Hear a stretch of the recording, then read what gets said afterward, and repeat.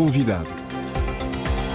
Desde hoje e durante 2 dias decorre em Istambul o terceiro Fórum África-Turquia, um encontro no qual participam os dirigentes de 39 países africanos, nomeadamente 13 chefes de Estado. Este fórum, que tem por intuito validar um novo programa de cooperação para os próximos 5 anos, tem igualmente como objetivo dar um novo impulso às trocas comerciais já importantes entre o continente africano e a Turquia. Desde o primeiro Fórum África-Turquia em 2008, a cooperação entre Ankara e o continente deu um salto gigantesco. Atualmente, o objetivo de Erdogan é chegar pelo menos aos 50 mil milhões de dólares de volume de negócios, isto quando eram apenas de 5,4 mil milhões em 2003.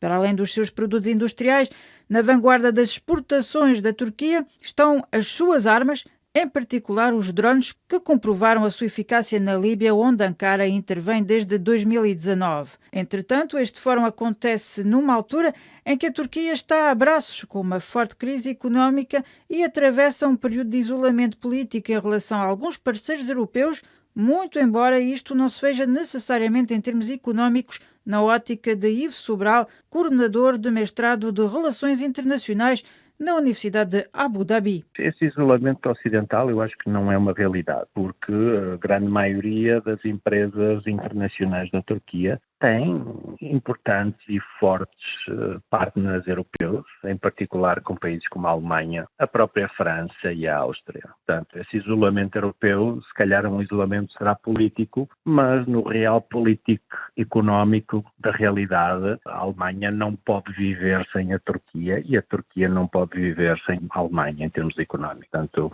existe esta realidade. Agora, em termos políticos, talvez, sim, existe algum isolamento por parte da Turquia em relação à Europa. E a questão da crise económica, forte crise económica da Turquia, portanto, é um crescendo neste último ano, uma desvalorização maciça da própria lira turca, assim como os próprios mercados de investimento. A Turquia é um gigante industrial, com uma forte base de produção, até de produtos bastante sofisticados, e que precisa de novos mercados em continuação. Para além de África representar um destino para os seus produtos industriais, a África também representa um destino privilegiado para o setor da defesa da Turquia. Tem havido uma série de acordos e inclusivamente acordos já executados com vários países africanos.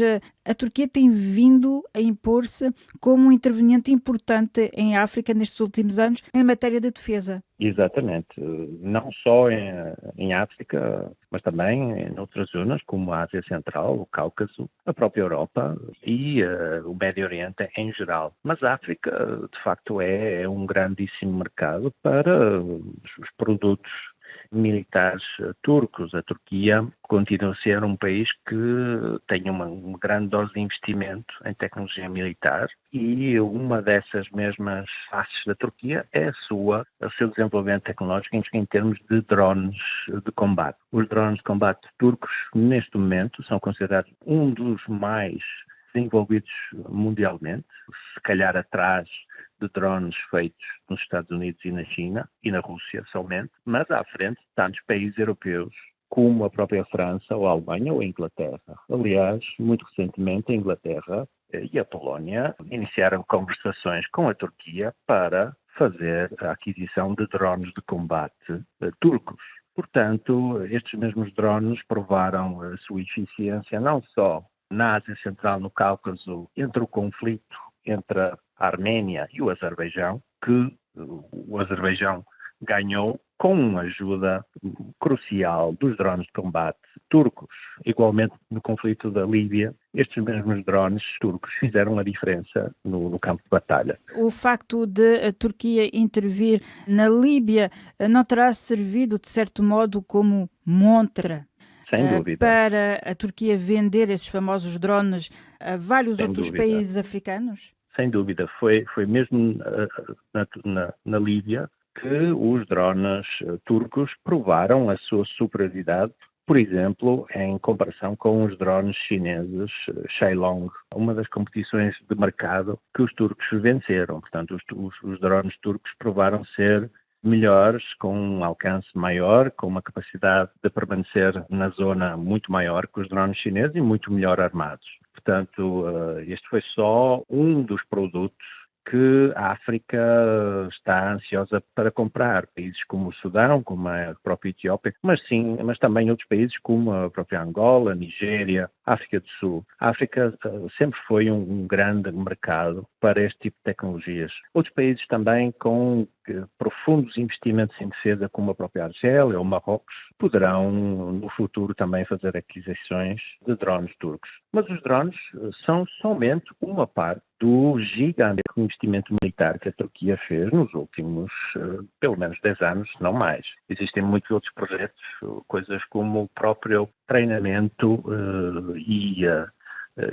portanto, as forças turcas, também na Líbia, como disse, provaram serem capazes de treinar e preparar para o combate forças africanas locais. Portanto, há esta também possibilidade da Turquia providenciar serviços de treino também a forças africanas. Há igualmente um grande mercado em termos de armas ligeiras turcas. A Turquia é um grandíssimo produtor de armamento individual, portanto, espingardas, armas automáticas, pistolas, com preços muito competitivos, muito mais baratos e tudo equipamento com um standard NATO. Portanto, estamos a falar de equipamento NATO com preços muito inferiores do que normalmente, por exemplo, países como a França, a Bélgica ou a Alemanha providenciam. E isto é, de facto, muito interessante. Só para nós voltarmos um pouco atrás sobre o facto de a Turquia ter assinado em agosto com a Etiópia um acordo de cooperação militar,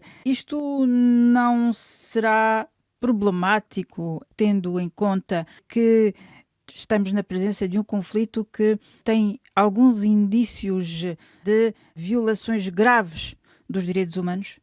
A Turquia não tem um historial de respeito de direitos humanos, não é? Nunca teve, particularmente nos últimos 10 anos.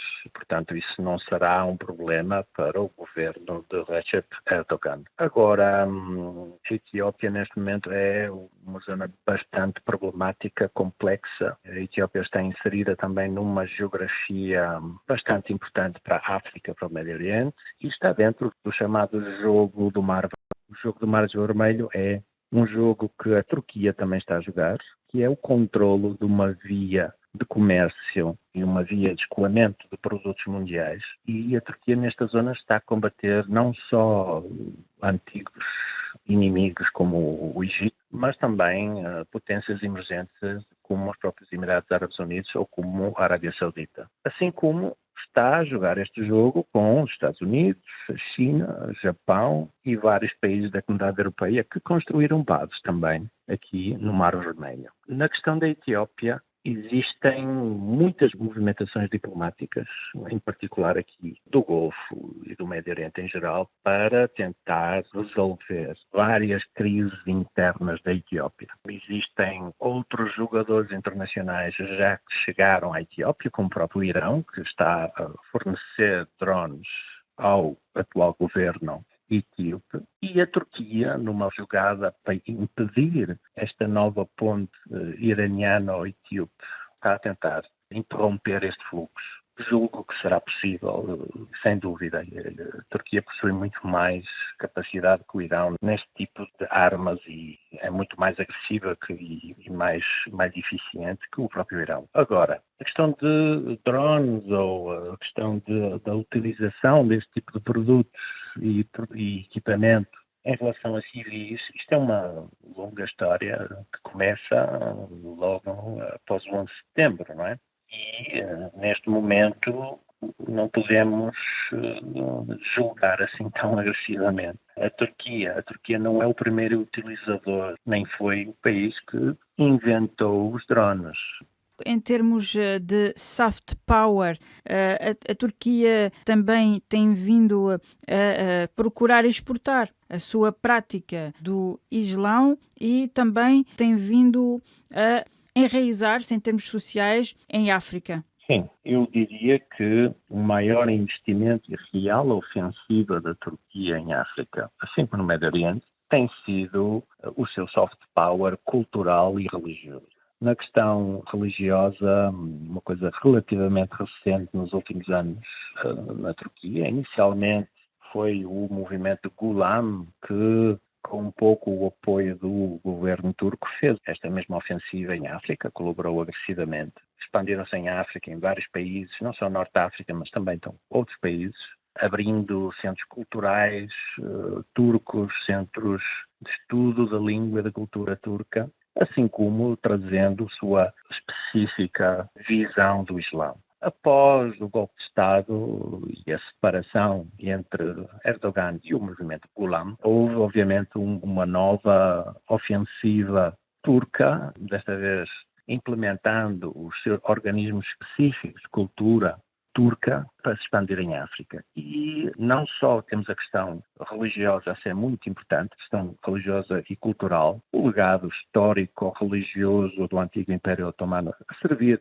de uma ponte para um futuro da Turquia em África, mas também temos uma forte ofensiva de charme, que é soft power contemporâneo, com, por exemplo, produções de televisão muito importantes feitas em Istambul, que tiveram um grande sucesso em África. A produção audiovisual da Turquia é enorme e todas as séries feitas em Istambul têm uma grande aceitação cultural em África. E isto é muito importante. A Turquia conseguiu um pouco fazer uma imagem de marca diferente, uma Turquia moderna, uma Turquia avançada e que continua a ser muito eficiente. Era Ivo Sobral, coordenador de mestrado de Relações Internacionais na Universidade de Abu Dhabi.